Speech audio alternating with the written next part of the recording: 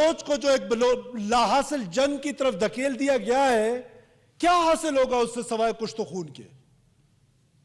आपने इतना बड़ा बन के इधर एक ऑपरेशन किया, क्या किया? जस्ट डिस्टेबलाइज किया, एक यूनियन काउंसिल आजाद करा ली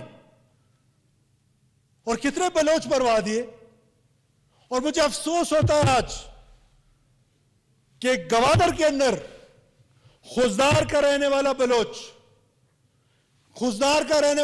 जो वहां मजदूरी कर रहा था, वो दहशतगर्द आए। काश मौलाना साहब मैं आपके मुंह से ये सुनता, काश मैं सुरबंदर के उन जो नाई और जिनको मारा था बार्बर्स को, काश मैं आपके मुंह से उनका नाम भी उससे सुनता। गवादर के अंदर 5 लोगों को एक फैमिली में, जिसमें 3 खवातीन 2 बच्चे 7 सॉरी और 2 मर्द बेदर्दी के साथ गोलियों से छलनी कर दिए गए। क्या गुनाह था उनका? मजदूर थे वो। तो जनाब स्पीकर, इस वायलेंस को मुझे ऐसा महसूस होता है कि पाकिस्तान भर में रैशनलाइज करने की कोशिश की जाती है, विच इज वेरी डेंजरस।